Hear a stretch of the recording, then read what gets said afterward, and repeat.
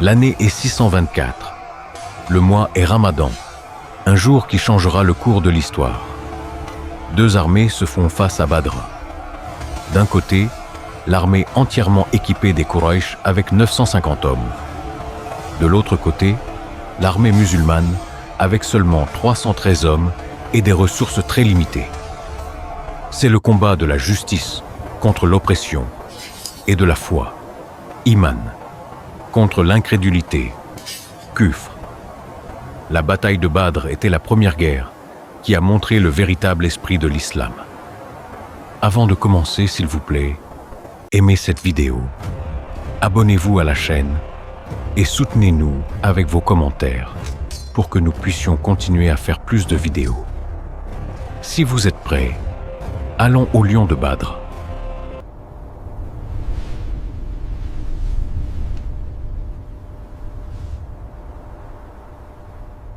Ce jour critique était arrivé, le jour qui façonnerait l'avenir de l'islam.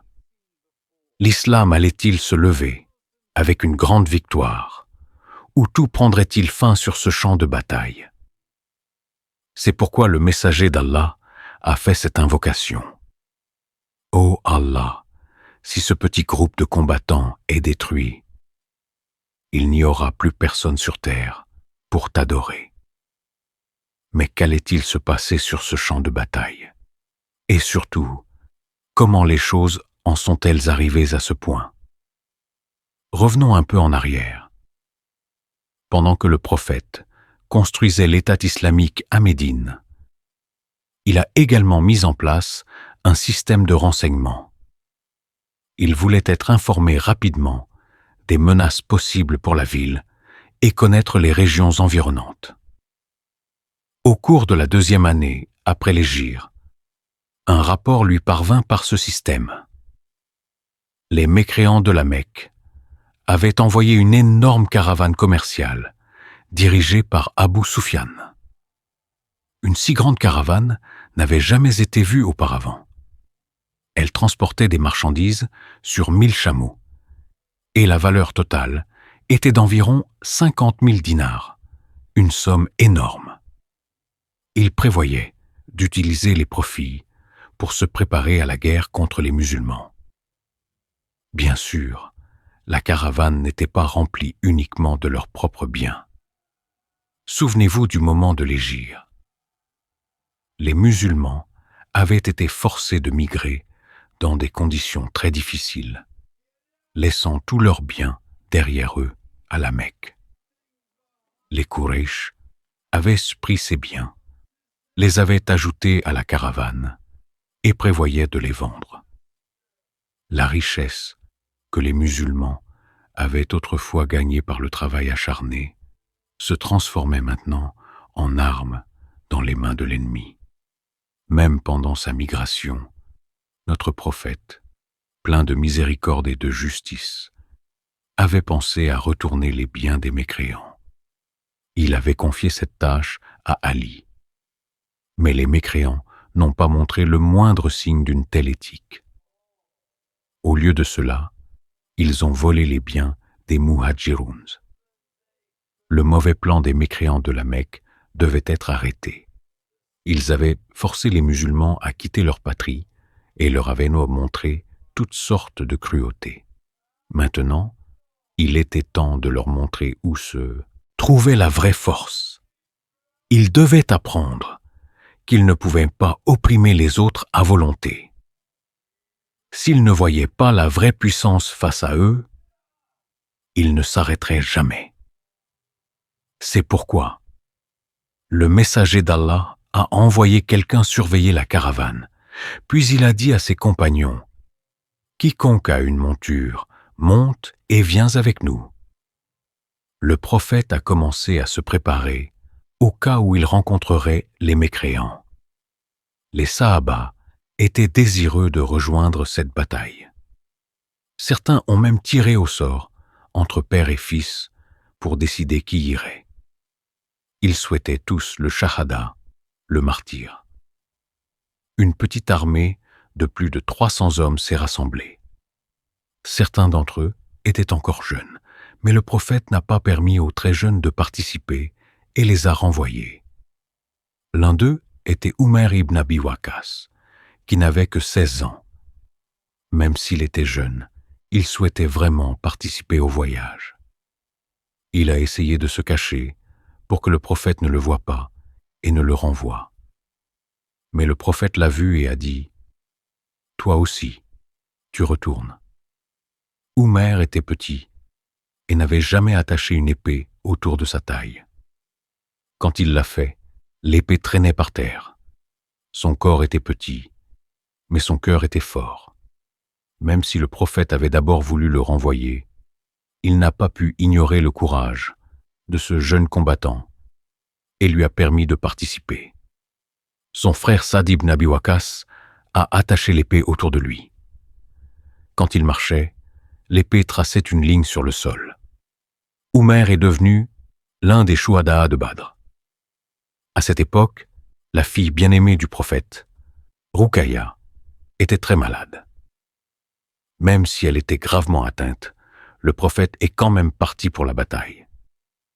Mais il a demandé à son gendre, Othman, de rester à Médine et de s'en occuper. Après tous les préparatifs, une petite armée de 313 hommes était prête. Le prophète, sous le soleil brûlant, a commencé le voyage vers Badr avec son armée. Les caravanes passaient habituellement par Badr parce qu'il y avait des puits d'eau. Il y avait très peu d'animaux de transport dans l'armée, seulement 2 chevaux et 70 chameaux. Le prophète, Ali et Mursad ibn Abi Mursad partageaient un chameau, se relayant pour le monter. Quand c'était le tour du prophète de marcher, les 2 autres ont dit « Ô messager d'Allah, s'il te plaît, monte, nous allons marcher pour toi. » Mais le prophète a répondu « Vous n'êtes pas plus fort que moi pour marcher, et j'ai besoin de la récompense tout autant que vous. » Ils ont continué à marcher. À un moment, le prophète regardait son armée. Certains marchaient pieds nus. Ils n'avaient rien à porter aux pieds pendant la bataille. Il a fait cette invocation. « Ô Allah, ces soldats n'ont pas d'animaux pour les porter, alors porte-les. Ô Allah, ils sont pieds nus et affamés, alors nourris-les. » Ils vivaient dans la pauvreté, mais la vraie force était dans leur iman, et cette foi forte était clairement visible dans cette armée. Ils n'avaient pas encore atteint la région de Badr, quand Abu Sufyan a entendu que les musulmans venaient vers Badr avec une armée. Depuis le début, il avait craint que les musulmans ne l'arrêtent, et c'est maintenant qu'il se passait. Il a rapidement envoyé un messager à la Mecque et a changé sa route. Il prévoyait de ramener la caravane à la Mecque par un chemin différent. Le messager s'est précipité à la Mecque en criant dans chaque rue « Ô Quraïch, Muhammad et ses compagnons attaquent votre caravane. Vous allez perdre toute votre richesse. Dépêchez-vous et aidez-nous. » La peur s'est propagée dans la Mecque. Chaque famille avait de la richesse dans cette caravane. Ils ont rapidement préparé une armée entièrement armée de 950 hommes, 100 cavaliers et 700 chameaux, et ont commencé le voyage vers Badr. Le leader de l'armée était l'un des plus grands ennemis de l'islam, Abu Jahl. Abu Lahab n'a pas participé à la bataille, utilisant sa maladie comme excuse. Il a envoyé quelqu'un d'autre à sa place. L'armée Quraysh s'est dirigée vers Badr avec de la musique et des tambours. Après un certain temps, un message est arrivé à Abu Jahl. « Tu as quitté pour protéger ta caravane et ton peuple. La caravane est maintenant en sécurité. Tu peux retourner. » Le message venait d'Abu Sufyan. Il avait atteint en toute sécurité la Mecque et voulait que l'armée revienne en arrière. La plupart de l'armée voulait retourner. Mais Abu Jahl, qui haïssait les musulmans, ne voulait pas revenir. Il avait une armée entièrement armée de 1000 hommes.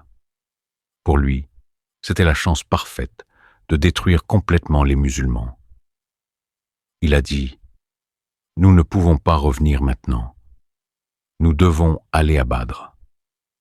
Là, nous resterons 3 jours, nous sacrifierons des chameaux, nous mangerons, nous boirons du vin, et nous profiterons de chansons de nos esclaves.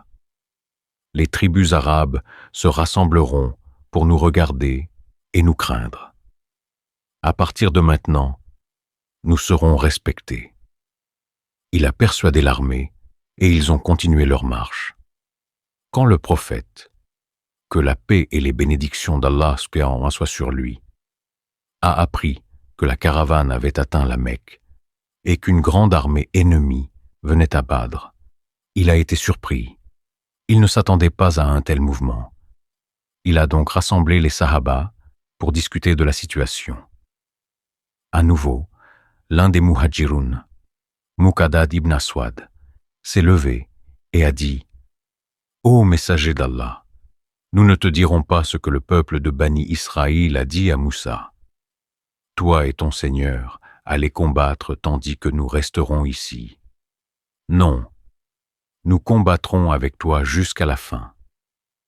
Tout ce que ton Seigneur te commande de faire, fais-le. Nous te suivrons. » Ces paroles ont rendu le prophète très heureux. Mais il voulait aussi écouter les Ansar parce que, lors de la pledging off Aqaba, ils avaient promis de le protéger à Médine. Le protégeraient-ils maintenant aussi? Saad ibn Mu'adh s'est levé et a dit « Ô messager d'Allah, peut-être parles-tu de nous ?» Il a continué « Ô messager d'Allah, nous avons cru en toi et confirmé ton message. Nous témoignons que ce que tu as apporté est la vérité. Nous promettons d'écouter et d'obéir. Fais donc ce qui t'est commandé. Nous ne t'abandonnerons jamais. » Imaginez que si vous marchiez vers Badr avec l'armée du messager d'Allah, dirions-nous les mêmes paroles qu'eux? Je peux presque vous entendre dire oui. Bien sûr, nous irions définitivement. C'est facile à dire, mais quand il s'agit d'agir, ce n'est pas toujours aussi facile. Parce que si nous regardons aujourd'hui, la mission du prophète ne continue-t-elle pas? Bien sûr qu'elle continue, mais qu'avons-nous sacrifié pour elle jusqu'à présent? Ne faisons-nous pas toutes sortes d'excuses juste pour éviter de prier même une seule salat? Nous devons tirer de vrais enseignements de ces vidéos de Sira. N'oubliez pas que notre objectif n'est pas seulement d'apprendre, mais aussi d'appliquer. Maintenant, revenons à Badr. Après avoir entendu les paroles sincères de Saad ibn Mu'adh, l'inquiétude sur le visage du prophète a disparu. Il a dit « Allah m'a promis l'une des deux, soit la caravane, soit la victoire. Je vois déjà les endroits où certains hommes des Quraysh tomberont. L'aide d'Allah est avec vous. » La décision de combattre était maintenant définitive. Face à eux se tenait une armée entièrement équipée, 3 fois plus grande que la leur. Mais ce n'était pas un problème pour les musulmans. Leur courage venait de leur iman, et leur assistant était Allah, qui est capable de toutes choses. Le prophète a commencé à positionner son armée devant les puits de Badr. À ce moment-là, un compagnon nommé Hubab ibn Mundir, qui avait environ 30 ans et était compétent en stratégie militaire, s'est approché de lui. Il a demandé « Ô messager d'Allah, Allah t'a-t-il ordonné de t'arrêter ici ?» Le prophète a répondu « Non, j'ai choisi ce lieu comme stratégie de guerre. » Hubab a alors dit « Pardonne-moi, ô messager d'Allah, mais je ne pense pas que ce soit le meilleur endroit. Allons plus près de l'endroit où les Quraysh s'arrêteront. Il y a un puits, là-bas, avec de l'eau douce. Nous pouvons creuser un bassin et le remplir d'eau, puis couvrir les autres puits. De cette façon, nous pouvons boire quand nous voulons, et ils souffriront de la soif. Le prophète a trouvé cette idée sage et a été d'accord. Comme vous pouvez le voir, le prophète a montré à quel point la choura, consultation, était importante. Il n'a pas dit « Je suis le prophète, seul mon avis compte ». Une fois de plus, nous voyons qu'il était un véritable exemple à tous les égards. Ils ont creusé un grand puits et l'ont rempli d'eau. Les autres puits ont été fermés pour que l'ennemi n'y ait pas accès. Ensuite, il était temps de préparer le plan de bataille. Le prophète a soigneusement positionné l'armée. Ceux avec des flèches se tenaient à l'arrière, et ceux avec des lances étaient les placés à l'avant. Puis, il a donné cette instruction. Ne quittez pas vos rangs. Soyez patients et restez à votre place. Ne commencez pas la bataille jusqu'à ce que je vous en donne l'ordre. Ne gaspillez pas vos flèches. Attendez jusqu'à ce que l'ennemi arrive près. Tirez quand leurs boucliers sont baissés. Quand ils arrivent encore plus près, utilisez vos lances. N'utilisez vos épées que dans le combat rapproché. Tout était prêt pour l'affrontement avec l'armée des Quraysh. Quand la nuit est tombée, tout le monde s'est reposé et a dormi, sauf un homme, le prophète, que la paix et les bénédictions d'Allah soient sur lui. Il s'est tenu debout toute la nuit en prière, faisant l'invocation à Allah. « Ô Allah, remplis la promesse que tu m'as faite. Ô Allah, si ce petit groupe de musulmans est détruit, il n'y aura plus personne sur terre pour t'adorer. » Cette prière profonde a reçu une réponse divine qui serait révélée dans la sourate Al-Anfal, versets 8 et 9. Rappelez-vous quand vous aviez demandé le secours à votre Seigneur, et il vous avait répondu « Je vais vous secourir avec 1000 anges, les uns derrière les autres. » Oui, Allah ne laisserait jamais ces quelques musulmans braves seuls. Il les sous-tendrait avec ses armées invisibles, avec des anges. Enfin, le jour de la bataille était arrivé. Quand l'armée des mécréants a atteint le champ de Badr, ils ont été choqués par ce qu'ils ont vu. Les musulmans avaient déjà pris la position stratégique, mais en raison de leur nombre, les Quraysh pensaient qu'ils gagneraient rapidement. Il y avait 950 combattants dans l'armée des mécréants et seulement 313 musulmans. La différence en nombre était claire. Les Quraysh avaient de la puissance matérielle, mais spirituellement, la situation était tout le contraire. D'un côté, on entendait le takbir, Allahu Akbar. De l'autre côté, il y avait des tambours et des chansons. Une armée se tenait debout contre l'oppression, sachant que la vraie force vient d'Allah. L'autre armée combattait seulement pour verser du sang et faire plus d'injustice. Le leader des mécréants, Utba ibn Rabia, s'est avancé avec son frère Shayba ibn Rabia et son fils Al-Walid. C'était une partie d'une tradition appelée Mubaraza, un duel avant la bataille principale.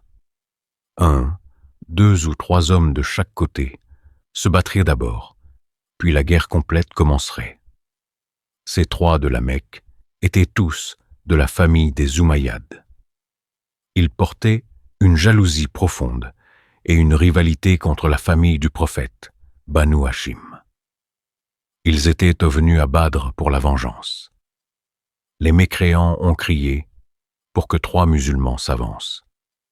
Immédiatement, 3 jeunes hommes des Ansars ont sauté en avant. Awaf, Muawid et Abdullah ibn Rawaha.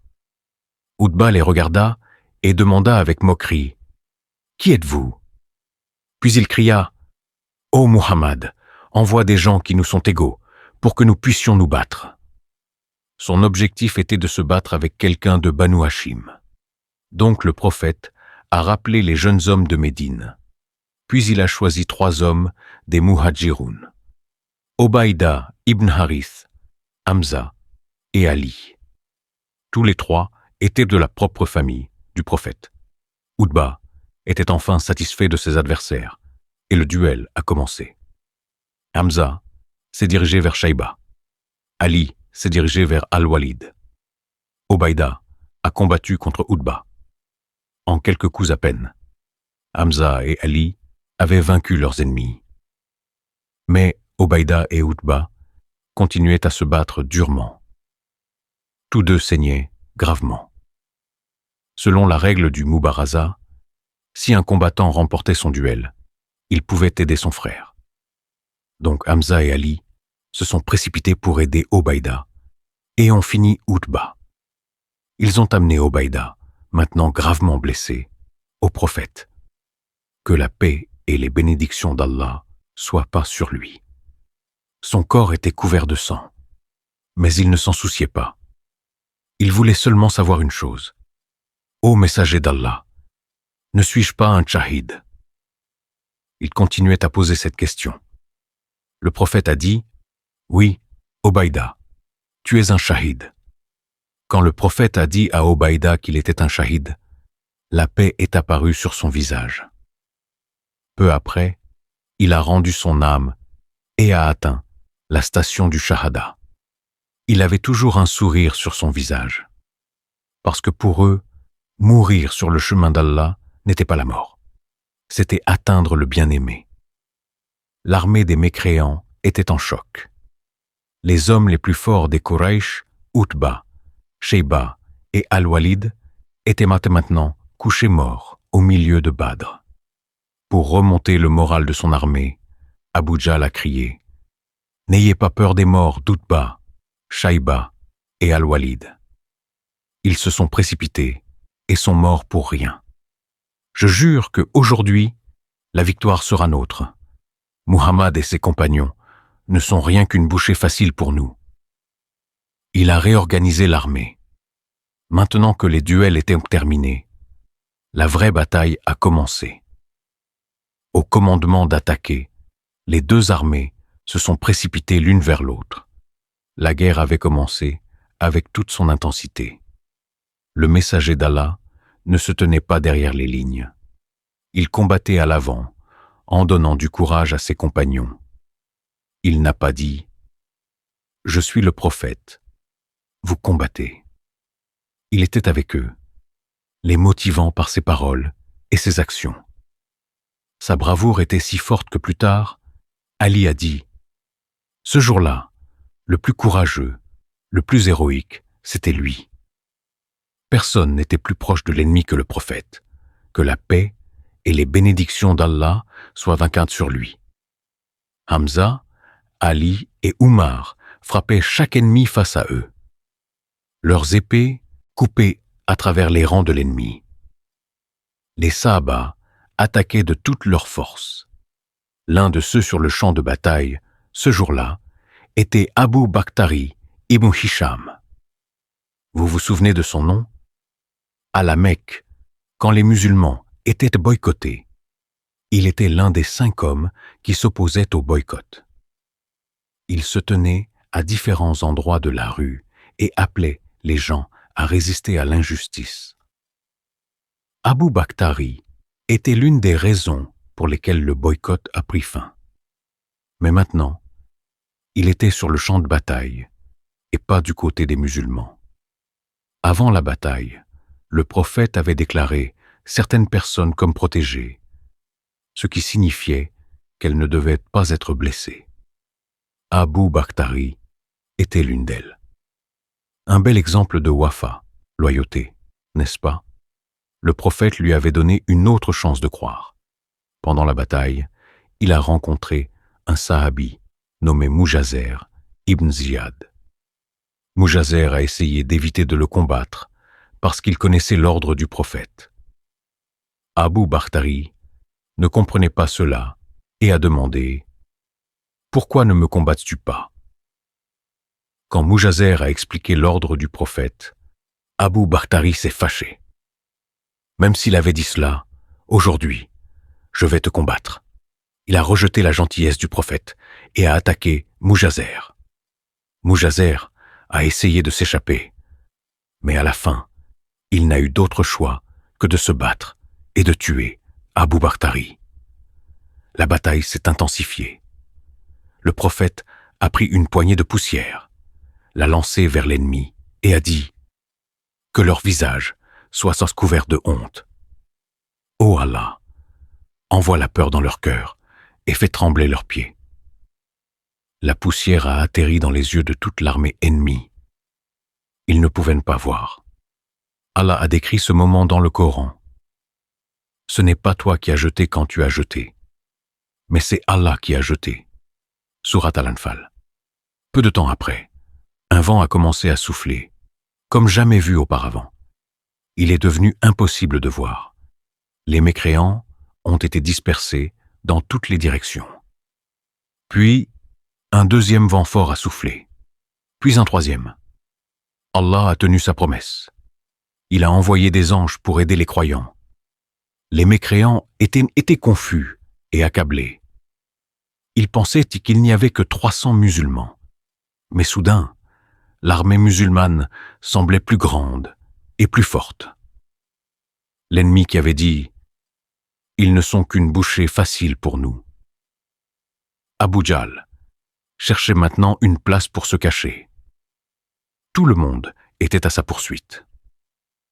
Il se précipitait pour être celui qui mettrait fin à la vie de cet ennemi de l'islam. Deux jeunes hommes des Ansar se sont approchés d'Abdelrahman ibn Auf et lui ont demandé « Peux-tu nous montrer qui est Abu Jahl ?» Quand Ibn Auf leur a demandé ce qu'ils voulaient de lui, l'un d'eux a répondu « J'ai entendu dire qu'il insulte le messager d'Allah.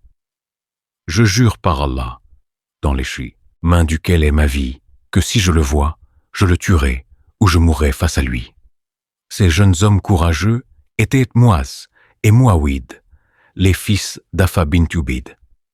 À ce moment-là, Abdelrahman ibn Auf a vu Abu Jahl et a dit « Le voilà ». Muaz et Muawid se sont précipités vers Abu Jahl. Il a ri d'eux et a dit « Petits imbéciles se précipitant vers leur mort ». Mais les choses ne se sont pas déroulées comme il l'avait prévu. Muaz a frappé la jambe d'Abu Jahl avec son épée. Puis le fils d'Abu Jahl, Ikrima, a intervenu et a frappé Muaz d'un coup lourd. Pendant ce temps, Abu Jahl a tué Muawid. Même avec sa blessure, Muaz a attaqué à nouveau Abu Jahl et l'a mis à terre avec d'autres coups d'épée. Le pharaon de cette Oumma était-il vraiment mort? Muaz s'est précipité vers le prophète et lui a dit qu'il avait tué Abu Jahl. Mais le prophète voulait en être sûr. Il a ordonné que les corps des morts soient vérifiés pour confirmer. Abdallah ibn Mas'ud a trouvé Abu Jahl. Il était toujours vivant, luttant pour respirer. Ibn Mas'ud a marché sur son cou et a dit « Ô ennemi d'Allah, regarde-toi maintenant. Allah t'a humilié. » Même en mourant, l'orgueil d'Abu Jahl est resté. Il a dit « Ô berger, tu as escaladé une montagne difficile. Un grand homme tué par l'ennemi de sa tribu n'est rien de nouveau. Dis-moi qui a gagné aujourd'hui ?» Ibn Mas'ud a répondu « La victoire et le succès appartiennent à Allah et à son messager. » Et avec ces paroles, il a mis fin à la vie d'Abu Jahl avant qu'il ne puisse mourir de son propre chef. Vous vous souvenez d'Abdallah ibn Mas'ud? C'était celui qui était allé à la Kaaba et avait récité la sourate Ar-Rahman à haute voix. Les mécréants l'avaient battu presque à mort pour cela. Mais maintenant, les rôles s'étaient inversés. Il a ramassé l'épée d'Abu Jahl et a porté le coup final. Il y a un autre détail remarquable ici. Avant la bataille, le prophète avait indiqué les endroits exacts où les leaders de la Mecque mourraient. Abu Jahl est mort exactement où le prophète avait dit qu'il le serait. Un autre leader, Umayya ibn Khalaf, est aussi mort au même endroit qui avait été prédit. Tous les autres leaders sont morts de la même manière, exactement où le prophète les avait montrés. Oumar a dit plus tard, « Je jure par celui qui l'a envoyé avec la vérité, aucun d'eux n'est tombé au-delà de l'endroit où le prophète a posé sa main. Par la volonté d'Allah, non seulement le prophète a-t-il dit qu'il mourrait, mais il a même montré où il tombe. À mesure que les leaders de la Mecque tombaient un par un, l'armée des mécréants s'est disloquée. Ils ont commencé à fuir sans même regarder en arrière. Ce moment avait déjà été prédit des années auparavant dans le Coran, dans la sourate Al-Qamar. « Dis-moi, disent-ils, nous sommes un groupe victorieux. Leur groupe sera bientôt vaincu, et ils tourneront le dos en fuite. Souvenez-vous des jours à la Mecque. Le nombre de musulmans était beaucoup plus petit que celui des mécréants. Ils étaient torturés de nombreuses façons différentes. Parfois, ils faisaient face à un boycott qui durait 3 ans. Parfois, ils étaient lapidés.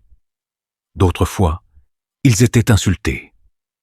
Dans cet état faible, ce verset a été révélé, annonçant une grande victoire contre la puissante cité de la Mecque. Ils tourneront le dos et s'enfuiront. Même dans les moments les plus difficiles, cette nouvelle cachée de l'avenir était une preuve claire que le livre envoyé par Allah était la vérité. Et Allah a tenu sa promesse. La victoire a été accordée aux musulmans. Les musulmans ont perdu 14 hommes dans cette bataille. C'étaient des compagnons courageux qui ont donné leur vie pour protéger l'islam et se sont tenus devant le prophète comme un bouclier. Ceux qui ont survécu ont été honorés en tant que Ashab Badr, le peuple de Badr. Badr n'était pas une bataille ordinaire. C'était peut-être la guerre la plus critique au début de l'islam. Les musulmans étaient encore très peu nombreux. S'ils avaient été perdus ici, leur nombre aurait diminué encore plus. Cela aurait donné aux mécréants une énorme opportunité de les détruire complètement. Quel a été le résultat pour l'ennemi? Pendant la bataille, 70 mécréants ont été tués et 70 ont été faits prisonniers. Que se passerait-il pour les prisonniers? On leur a donné 2 choix. Soit payer une rançon pour être libérés, soit enseigner à 10 enfants de Médine comment lire et écrire. S'ils faisaient cela, ils seraient libérés. Cela montrait à quel point l'islam valorisait le savoir et l'éducation. Parmi les prisonniers se trouvait le propre oncle du prophète, Abbas. Il avait combattu du côté des Quraysh comme les autres. Il devait soit payer une rançon, soit enseigner à 10 enfants. Mais il a dit au prophète qu'il n'avait pas d'argent. Le prophète a dit, « Ô Abbas, et l'or que tu as donné à Fadl avant de quitter la Mecque. » Tu lui as dit, « Je ne sais pas ce qui m'arrivera lors de ce voyage. Si quelque chose m'arrive et que je ne revienne pas, cette part est pour toi. Cette part est pour Fadl. Cette part est pour Abdullah. Cette part est pour Rubeida. Et cette part est pour Qusm. N'est-ce pas vrai? » Abbas était choqué. « Non, par Allah, personne ne savait cela, sauf moi et Fadl. Qui te l'a dit? » Le prophète a répondu, « Allah me l'a dit. » Jusqu'à ce moment, ce n'était pas clair si Abbas avait secrètement accepté l'islam. Il avait des doutes. Mais après avoir été témoin de ce miracle, il a cru. Il est retourné à la Mecque et a gardé sa foi cachée. Il a secrètement aidé le prophète et les musulmans à la Mecque. Un autre prisonnier était Souhaïl ibn Amr. Il avait de grandes compétences oratoires et parlait souvent, durement contre les musulmans. C'était l'un des leaders respectés des Quraysh.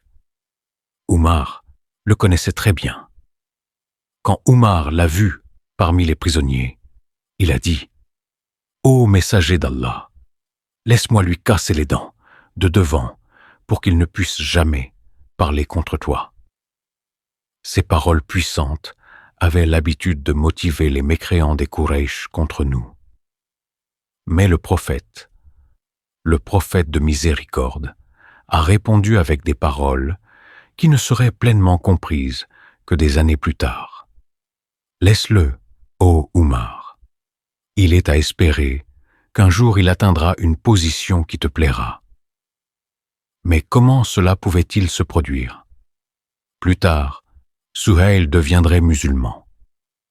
Le jour où le prophète, que la paix et les bénédictions d'Allah soient sur lui, est décédé, alors que la Mecque était remplie de deuil et de confusion, c'était Suhail qui a prononcé un discours apaisant aux gens.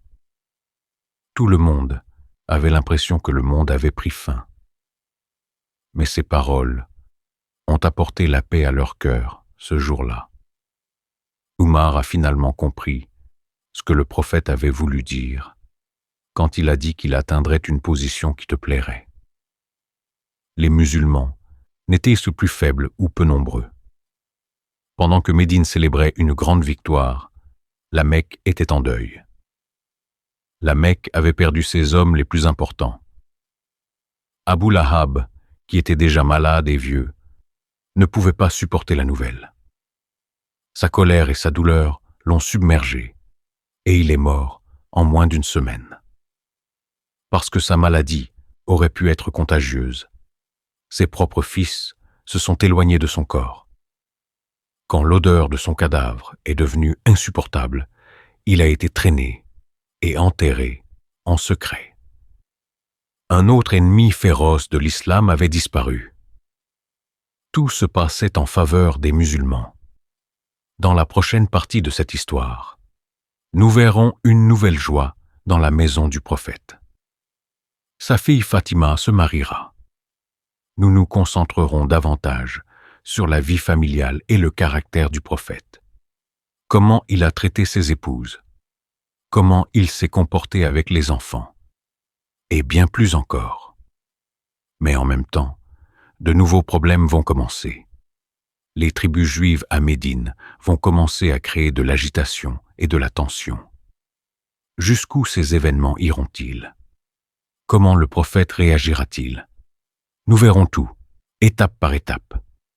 Les musulmans étaient revenus de Badr après avoir perdu 14 martyrs. Ils avaient remporté une grande victoire contre les Quraysh. L'armée était remplie de joie, mais la joie n'a pas duré longtemps. Pendant que le prophète était absent, sa fille bien-aimée Ruqayya était décédée. Elle était déjà très malade quand il est parti. Avant qu'il ne puisse revenir, elle a été enterrée. Quand il est arrivé à Médine, il a entendu la nouvelle déchirante et a été profondément secoué. Il n'avait pas pu être là lors de ces derniers moments. Le prophète a un jour dit « Ceux qui sont le plus éprouvés sont les prophètes, puis viennent ceux qui leur sont les plus proches en rang. » Ce n'était pas le premier enfant qu'il avait perdu. Avant cela, il avait enterré ses fils, Qasim et Abdullah. Il avait aussi une fille nommée Zaynab. Zaynab avait épousé avant l'islam Aboulas, qui n'avait pas accepté l'islam à ce moment-là. Le jour de Badr, Aboulas a été capturé comme prisonnier. Le prophète a accepté de le libérer à condition qu'il renvoie Zaynab à Médine. À ce moment, Zaynab était enceinte. Alors qu'elle se préparait à quitter la Mecque, les mécréants, toujours remplis de haine après Badr, ont essayé de lui faire du mal. Ils ont fait peur à son chameau, et elle a chuté et a atterri sur un rocher. Elle a perdu son bébé. Elle est arrivée à Médine dans cet état. Son père l'a rencontrée comme cela.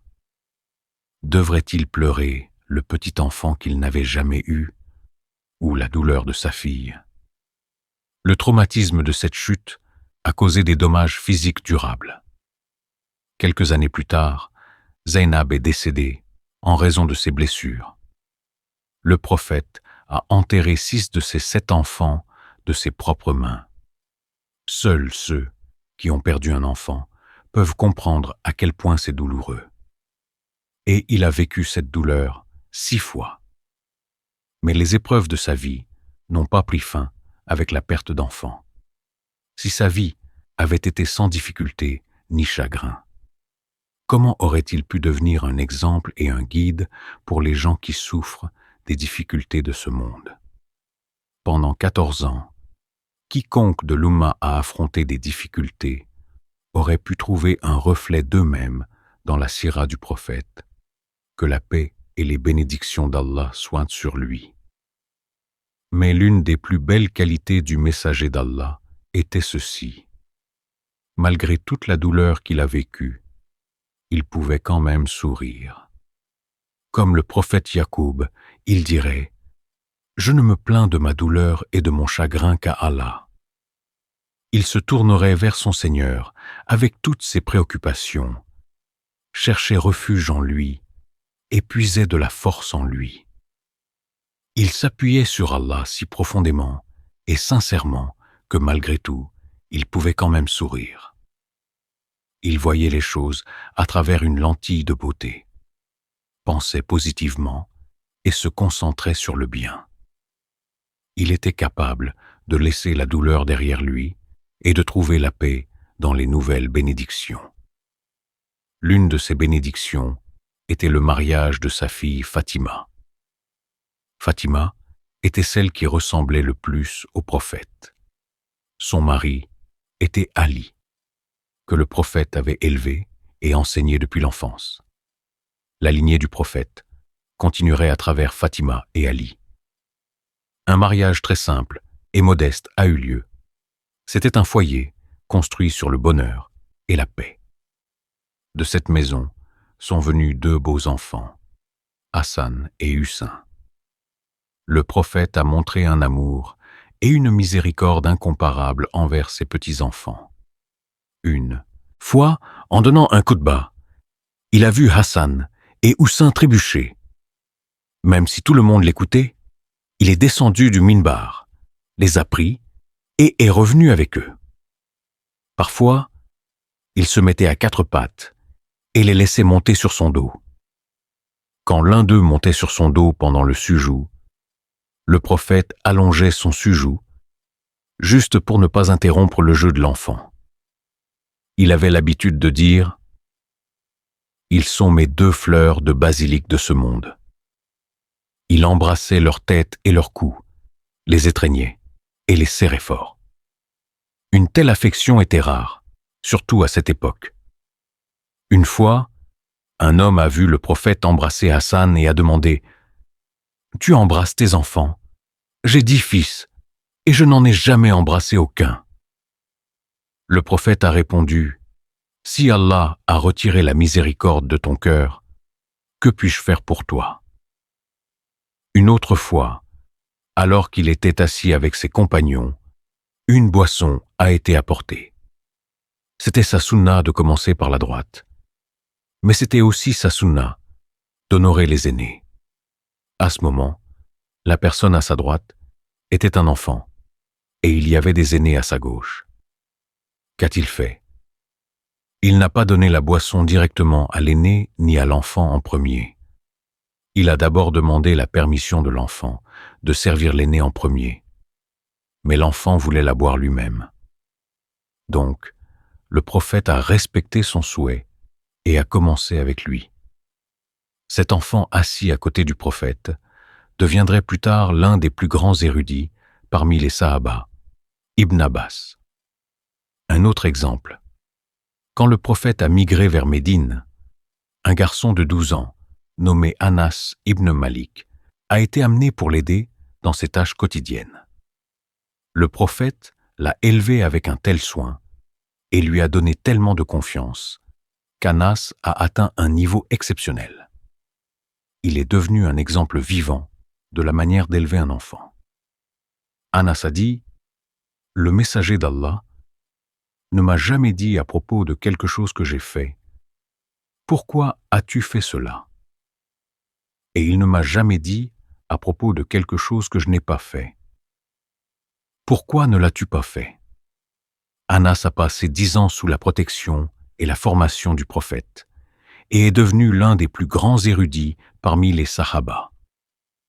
Le prophète, que la paix et les bénédictions d'Allah soient sur lui, a marié sa fille Fatima à Ali, un homme connu pour son courage, son savoir et ses nombreuses vertus. Sa autre fille, Kulthum, il l'a mariée à Uthman, l'homme qu'il appelait « mon compagnon au paradis ». Uthman était un compagnon profondément respecté, connu pour sa modestie, tellement que même les anges admiraient son sens de la dignité. Il avait l'honneur d'être le gendre du prophète, non pas une fois, mais 2 fois. De cette manière, le prophète a confié ses 2 filles, les plus bien-aimées, à 2 des meilleurs hommes sur terre. Mais c'est marié le prophète lui-même, sa première et plus bien-aimée épouse, Khadija, que la bénédiction d'Allah soit sur elle, était plus âgée que lui. Vers la fin de sa vie, elle l'a encouragé à se remarier. Mais le prophète a refusé. Après sa mort, cependant, les choses ont changé. Quand il est arrivé à Médine, il y avait maintenant un grand groupe de croyants, non seulement des hommes, mais aussi de nombreuses femmes. Ces femmes pratiquaient et apprenaient la religion. Mais il n'était pas approprié que le prophète ait un contact direct constant avec les femmes. Et les femmes ne pouvaient naturellement pas toujours lui poser toutes les questions qu'elles voulaient.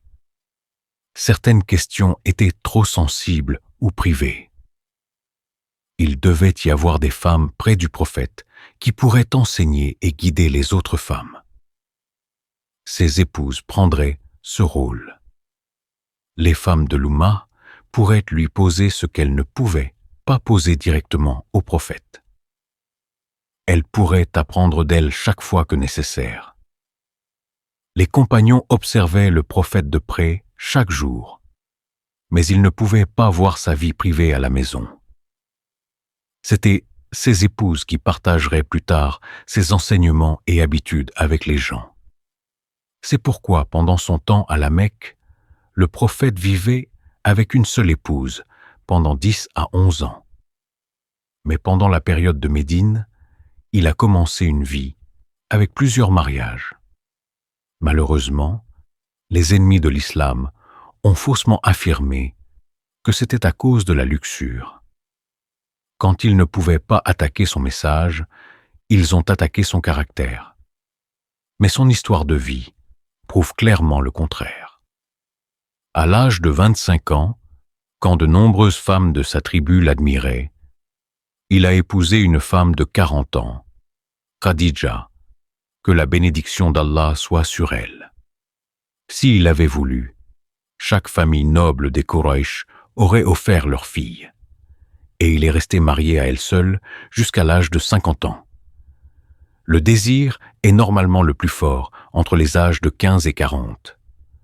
Pourtant, pendant cette même période, le prophète a vécu avec une seule épouse et a montré un caractère moral parfait. Ces mariages multiples ont commencé après l'âge de 50. Clairement, la raison était l'éducation religieuse. La moitié de la société était composée de femmes, et c'était les femmes qui élevaient l'autre moitié, les hommes. Donc éduquer les femmes était extrêmement important. C'est pourquoi le prophète avait des épouses avec des forces et des talents différents. Parce que nous avions besoin d'elles. En fait, presque la moitié de notre religion nous a été transmise à travers les épouses du prophète. La plus importante d'entre elles était notre mère Aïcha. Elle était intelligente, vive et douée. Les compagnons lui posaient des questions quand ils ne pouvaient pas résoudre des questions difficiles de savoir, même derrière un rideau. Un exemple vient d'Abu Moussa al-Ash'ari, un compagnon connu pour sa connaissance profonde du Coran et du Hadith. Il a dit « Chaque fois que nous, compagnons, avions de la difficulté à comprendre une question, nous allions à Aïcha que la bénédiction d'Allah soit sur elle, et prenions le savoir d'elle. Imaginez, il y avait tant de compagnons érudits, profondément familiers avec le Coran, et pourtant, même eux ne pouvaient pas résoudre certaines questions religieuses sans elle. Et cela n'est arrivé qu'une fois. C'est arrivé encore et encore. Elle était la fille d'Abou Bakr, que la bénédiction d'Allah soit sur lui, et le prophète, que la paix et les bénédictions d'Allah soient sur lui, l'a épousée après l'hégire. Pendant la période de la Mecque, Aïcha était fiancée à Jubayr ibn Moutim. En d'autres termes, elle était en âge de mariage. Mais après la venue de l'islam, le père de Jubayr a refusé le mariage. Il a dit « Je ne prendrai pas la fille d'un homme qui croit en Muhammad », en référence à Abou Bakr. Donc les fiançailles ont été rompues. Après la mort de Khadija, que la bénédiction d'Allah soit sur elle, le prophète s'est retrouvé seul, vivant avec ses enfants. En voyant sa solitude, Haoula bint Hakim a ressenti de la tristesse et a suggéré deux noms, Aïcha et Saouda, que la bénédiction d'Allah soit sur elle. Le prophète a accepté et des propositions ont été envoyées. Il a épousé Saouda et s'est fiancé à Aïcha. Après 2,5 ans de fiançailles, ils se sont mariés après l'hégire.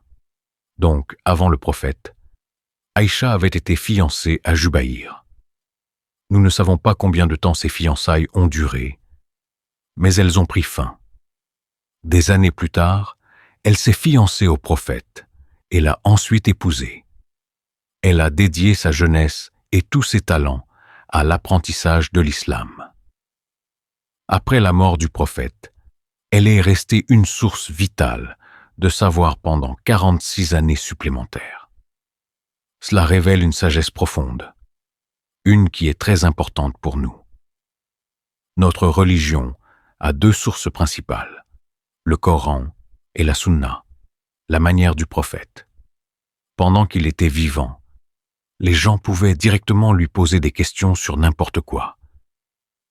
Mais après sa mort, il devait poser des questions aux gens qui le connaissaient le mieux, ses compagnons les plus proches, surtout ses épouses qui ont été témoins de chaque moment. Cela révèle un besoin que nous ne réalisons pas souvent. N'oubliez pas, nous avons dit que la moitié de la religion nous a été transmise à travers ses épouses. Parmi les 7 compagnons qui ont raconté le plus de hadiths, l'un d'eux est Aïcha, que la bénédiction d'Allah soit sur elle. N'oubliez pas comment même les sahaba, les plus érudits, prenaient leurs questions non résolues à elle. Maintenant, imaginez si toutes les épouses du prophète étaient décédées seulement quelques années après lui. Ne laisserait-ce pas une énorme lacune dans le savoir? Je pense que nous pouvons maintenant comprendre un peu mieux la sagesse derrière ce mariage. Une autre chose étrange, ceux qui accusent le prophète d'être motivé par le désir à cause de ses mariages ignorent souvent les détails de ces mariages. Beaucoup de ses épouses avaient plus de 40 ou 50 ans. Certaines étaient des veuves avec des enfants. À travers ces mariages, le prophète est devenu une figure paternelle pour 12 enfants orphelins.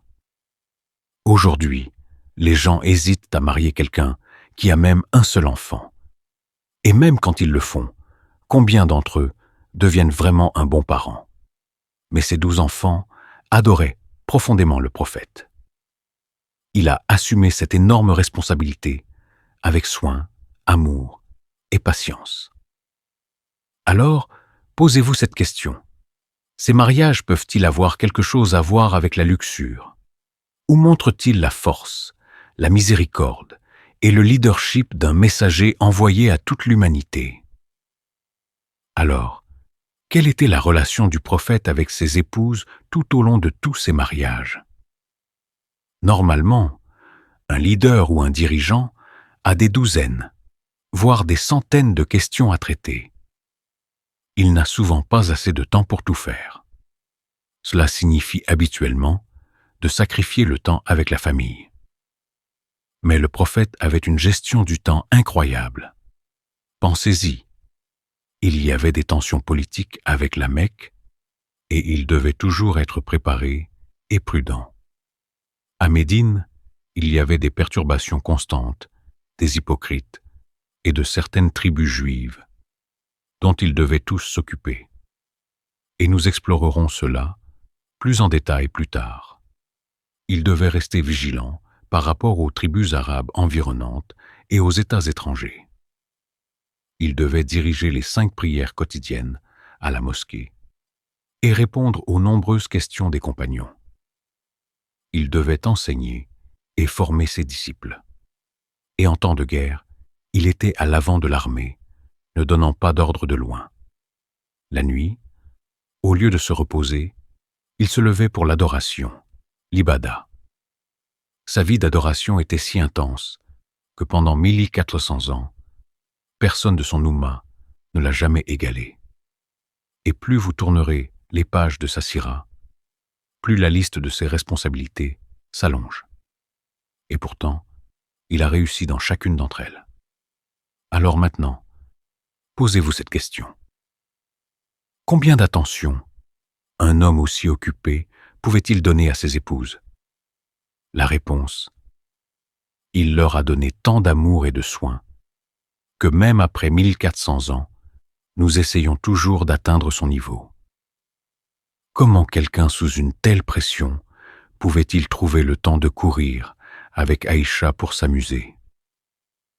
Quand Safiya voulait monter son chameau, le prophète, que la paix et les bénédictions d'Allah soient sur lui, s'est penché et a fait de son genou un marchepied pour qu'elle monte. Avec tellement de choses à faire, comment pensait-il toujours à une telle gentillesse? Une fois, Aïcha a élevé sa voix contre le prophète. Son père Abou Bakr, que la bénédiction d'Allah soit sur lui, l'a entendu et s'est fâché. Il s'est précipité et a essayé de la frapper. Qu'a fait le prophète? Il s'est interposé, l'a protégé et a envoyé son père au loin. Puis il s'est tourné vers Aïcha et a dit en plaisantant: « Regarde comment je t'ai sauvé de cet homme. » C'était un niveau de douceur et de patience qui est difficile à trouver même aujourd'hui.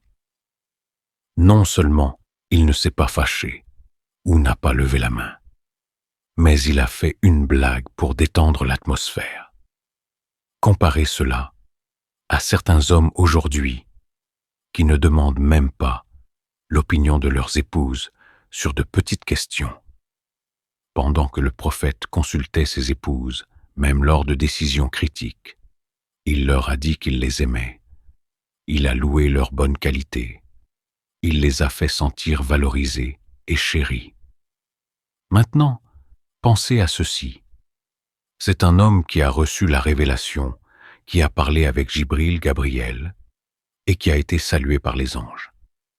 Pourtant, il a quand même donné à ses épouses une telle gentillesse et attention. Pourquoi? Parce qu'il était le meilleur exemple envoyé par Allah. Tout au long de l'histoire, de grands hommes se sont démarqués par une ou deux qualités. Mais le prophète était un exemple dans tout. Dans son caractère, dans ses habitudes, dans chaque trait. Et voici ce qui est encore plus remarquable. Habituellement, si quelqu'un est très compatissant et miséricordieux, il peut faire défaut dans la justice.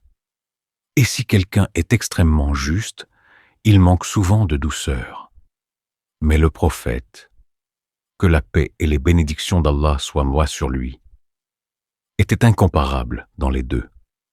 Un homme brave et sans peur est rarement calme et doux. Mais le prophète était les deux. Quelqu'un qui est rapide, actif et audacieux n'est généralement pas prudent ou soigneux. Et quelqu'un qui est très prudent est rarement audacieux. Mais encore une fois, Le prophète combinait les deux. Il était paisible et pardonneur, mais aussi ferme quand il s'agissait de défendre la vérité pour l'amour d'Allah. Il était attentif à chaque détail, mais incroyablement généreux. Il était véritablement l'équilibre parfait de chaque grande qualité, d'une manière qu'aucun autre dans l'histoire n'a jamais réalisée. Quand Bediüzzaman dit « Nursi a parlé de cette qualité unique du prophète », comment il combinait toutes les vertus dans un équilibre parfait. Il l'a appelé le miracle des miracles. Maintenant que nous avons exploré un peu de la vie familiale et du caractère du prophète, retournons à ce qui s'est passé après la bataille de Badr. Le prophète a complété les préparatifs et a marché vers la tribu de Banu Qaynuqa. Ces Juifs avaient une forteresse forte et bien protégée. Quand ils ont entendu que le prophète venait, ils se sont rapidement retirés dedans. Banu Qaynuqa avait 700 combattants, 300 d'entre eux portant une armure. Ils prévoyaient de rester dans leur forteresse et de la défendre pendant environ 15 jours. Ils sont restés enfermés dedans, incapables de sortir. Mais finalement, ils ont réalisé qu'ils ne pouvaient pas tenir contre les musulmans. La peur du combat ouvert les a submergés et ils se sont rendus sans combattre. Même si le prophète avait le pouvoir de les punir durement, il a épargné leur vie. Il a ordonné qu'ils quittent Médine dans les 3 jours. Et ainsi, Banu Qaynuqa a été expulsé de la ville en tant que punition pour avoir rompu la paix. Pendant que tout cela se passait à Médine, de nouveaux mouvements ont commencé à la Mecque. Après que les leaders des Quraysh ont été tués à Badr, Abu Sufyan a pris la tête du leadership mecquois. Les Quraysh brûlaient du désir de vengeance. Abu Sufyan a juré de se venger. Il a rassemblé 200 cavaliers et s'est approché de Médine. Là, il a pris des informations sur les musulmans auprès de certaines tribus juives.